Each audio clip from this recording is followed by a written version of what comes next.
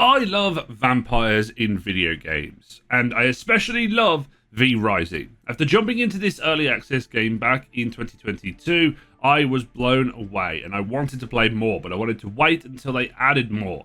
A fantastic update a year later gave us the Secrets of Gloomrot, which really sank in my addiction, and then finally, another year later, we have 1.0.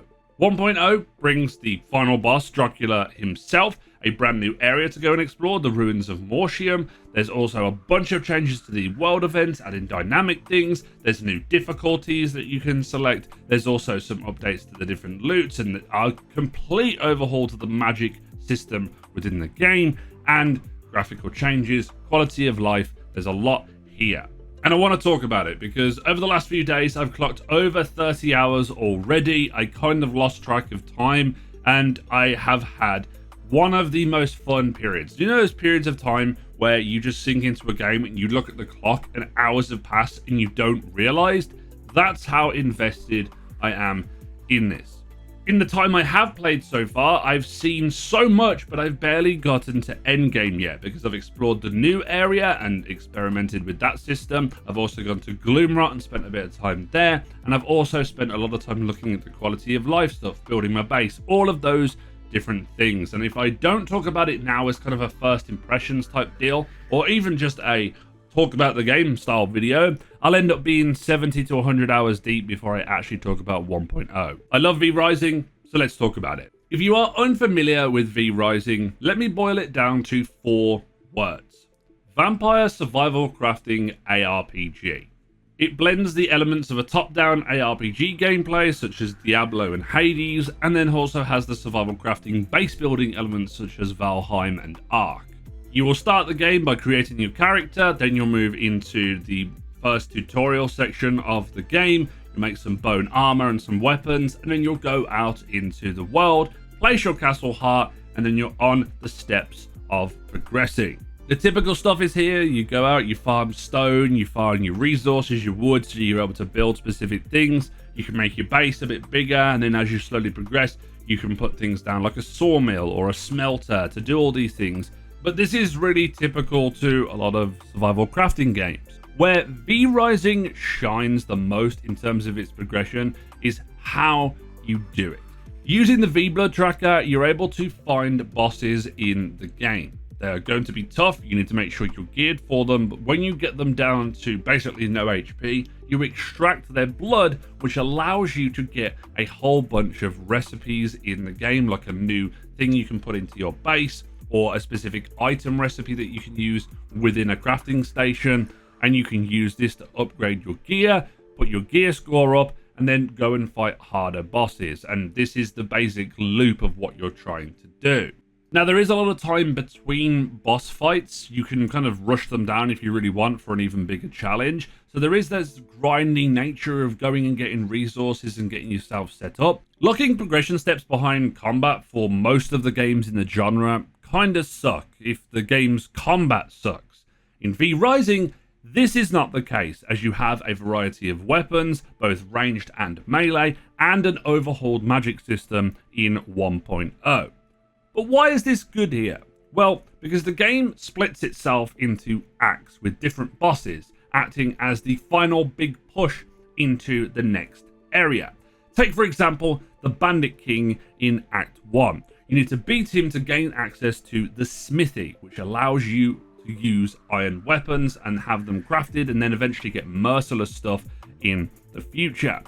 The bosses are actually a challenge when you are on level or just below, meaning you are not just grinding for the sake of grinding. Everything has a purpose. Each boss has something that can help you within your base or within your gear, unlock a new recipe, increase production, and so much more. I'm way more motivated to play when I have a purpose because my time is respected. For example, I spent a whole 30 to 40 minutes inside the iron mine at the start of Act 2, hitting up every single node to dump into my forge, meaning I was set up for the next few hours. I could have 100% gone to the iron mine and started to get all of this ore, but I would have never been able to make ingots if I hadn't have beaten the Bandit King. This goes for a lot of stuff. I wouldn't be able to make reinforced planks if I hadn't have been able to kill a boss and then use that iron that I'd saved up, and also the wood production. There's a lot of like symbiotic relationships between the grinding you're doing, the bosses that you're killing, and it's such a good system. With every boss killed, you're taking that little step forward to make an adjustment to your base. You're getting spell points that you can use, you're getting a new station or recipes, and having fun with the combat system. It's great because you don't even have to do the bosses in order. If you want to go and beat a higher level boss straight away and you think you can deal with the challenge, you can, and unlock more things for your base. What 1.0 does is adds a couple of extra bosses into the game at certain points, but if you change difficulty, some of the bosses actually have some more attacks that they can use. They aren't just scaled up with health. What I can say is that the game wouldn't feel as good without its combat system. The combat and the overall magic system that's been overhauled in this update is amazing. Now, when you kill bosses, you have a spell point that you can put and pick the specific spells that you want to set yourself up and what you like to play with. Originally, when you started the game out before 1.0, each boss would have a specific power that would be very, very good. So sometimes you'd be locked off to certain powers because you'd have to beat a boss.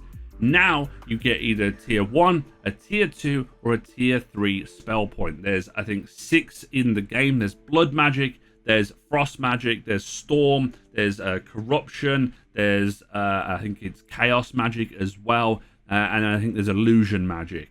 But there's so much to pick and choose from with the different playstyles. And then there's also the jewel system, which essentially adds random roll jewels into the game that you can slot into spells to give them additional effects. But I'm not going to go too much into that right here. Combat is fluid, combat is responsive, and it is, more importantly, a lot of fun. And the bosses aren't too crazy either. You can read a lot of their attack patterns, and once you understand all of their moves, you can kind of get it down. There are some real challenges here, and also if you're playing with friends like I have in a private server, when more of you go to actually attack a boss, it scales the health up, so it makes it a challenge for everybody. Obviously, if you're on the same level, it does make it a little bit tougher. But if you go and help some of your lower level friends on some of the easier bosses, or like I said, there's a big difference in gear, it is a lot of fun to do that as well. They kind of get rolled over, but there's still a challenge. They'll still kick your ass. When you're not in combat though, you're either grinding for resources and exploring the world, or you are in your castle. What you can see on screen right now is my current setup as I'm walking around. And the thing with the castle building, this looks kind of nuts already, but you can get there relatively fast. You can make your castle look pretty darn awesome. You can have multiple levels, so you can go up to I think 4 levels now when it comes to how you build it. There's also the ability to relocate your castle to different areas. But the thing that I would say that I like the most is how easy it is to get to grips with the building. Once you go into your build menu, it's basically like a grid-based system for a lot of stuff, and you're able to understand that system straight away. You unlock more recipes, obviously, as you kill bosses, so you need to make sure that you're ready for expansion. I love the building in this game. I love setting myself up in a way that looks like a Castlevania, like Uber Dracula Lord, and I think that's one thing that a lot of people enjoy, including my friend who really enjoys just decorating a castle to make it look more vampire-y. I've only just got to the point now where I can use teleporters, and I haven't even experimented with them yet. I absolutely love the castle building in this game, but that goes in hand with the combat system and also the boss system and exploring the world. So let's touch on that. V Rising has a lot of major regions in the game. You start in like the Bandit farmland region, then you go into the Dunley farmlands. There's also the Cursed Forest, there's Gloomrot, and then there's another area, I can't remember the name of it, that's right next to Gloomrot.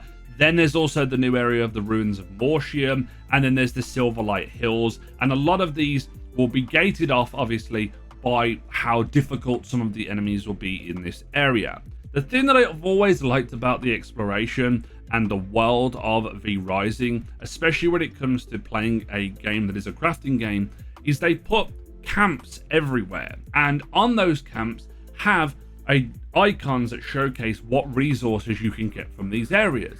So for example, in the iron mine, it will list iron ore, but a bunch of other stuff. In certain cotton farms, you'll have just cotton and flowers. There's also farmlands, which will have like wool, thread, cloth. And then you go into Gloomrot, there'll be things such as mutant grease and tech parts. And all of these things are very helpful because it goes, all right, that's where I need to go and go to this specific camp and get that specific resource, instead of aimlessly running around sometimes in a lot of crafting games and going, well, I've just found something that I really need, but I don't know how to get that again. And this is key to why the loop works. To touch on just how the world looks, I love all the different styles. There's this distinct theme in the first area, which is very bandit focused, and then you go into the Dunley farmlands, and there's a mixture between like military guys and also like more nuns and scholars and stuff like that. Then you go into Gloomrot, and there's this like steampunk vibe. You go into the ruins of Mortium, which is just literally vampire heaven. There's just all different manners of twisted vampire creatures that you'll go and fight there, and that is also a lot of fun. And then there's also the Silverlight area, which is like where all of the warriors and the paladins live, and this is what distinctly makes me love the world of V Rising the most. But let's talk about the new area, Ruins of Mortium. The way that this area works is that when you get to like gear level 55, 57 or so, right deep into the game, you will be able to go to this area. You can go there whenever you want, but in these areas there will be Stygian shards. You'll need these to get passives on your magic system. The way that you get these is by going into the ruins of a specific camp.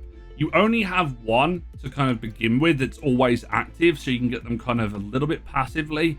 But then the real grind is when the Eye of Mortium can be built. Once you get this in your base, you can see how long it's going to take before a world event starts. These incursions are in the inactive ruins that you'll see. They'll pop up on the map once you have the Eye of Mortium, and when you go to these areas, you kill a few of the enemies. They basically spawn over and over. You do about 2 of these, and then there'll be a lesser blood soul, which is one of the bosses that you may have already fought in the game already. You kill that, and then you get a bunch of rewards. Each time you kill a wave on the one side, you'll get a bunch of Stygian shards. But when you kill the main boss, you get a whole bunch, but you also get access to ancestral weapons. These will usually be broken, and you need to use an ancestral forge to repair them with all the materials, but then you can also level them up with dark silver weapons as you go forward. So if you really like a weapon, you can kind of keep hold of it. And I really enjoyed grinding this specific area. I did about 2 or 3 of them in one go. I had a couple of deaths here and there on my runs, but you don't have to worry about like them ending. If you die, you can basically go back. There's like a time limit, essentially like 20 to 30 minutes or so. And I really enjoy this because this is what the end game grind will be.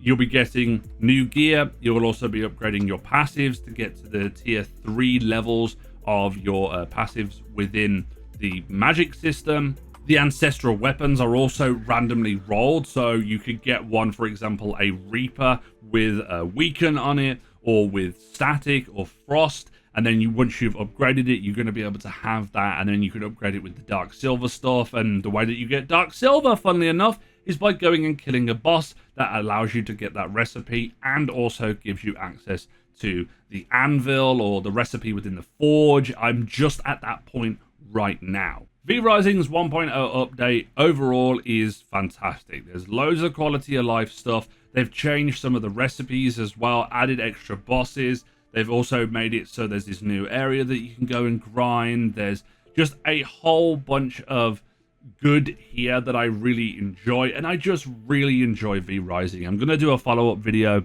when I hit the actual end game and like peak, maybe beat the final boss and stuff, and it'll be more in depth, and I'll talk about things a little bit more. But I wanted to talk about it here. This video is clocking almost 15 minutes. I didn't realize I was going to talk for that long, but go and play V Rising, please. It's one of my favorite crafting games, ARPG crafting games of all time. I cannot stress this enough. Go and play this game. It's awesome, and it's also relatively well priced on Steam. I think you can get it for like £30 in the UK as well, so it's probably like $35 or so. and I think that is a steal for what you can get. And there's also a whole bunch of stuff with the Castlevania collection with one of the DLCs that you can buy, which adds Simon Belmont to the game, and he will kick your ass. Every time I've seen him, I have ran away because this guy has so much cool stuff, and I can't wait to fight him a little bit later on. But that's going to be all for today's video. If this has been helpful, please leave a like on it. If you've enjoyed the content as well, subscribe as well. And are you going to be playing V Rising? Let me know down in the comment section, and stay tuned for more content on the game coming real soon. And this has been Jimbo, and I'll see you guys next time.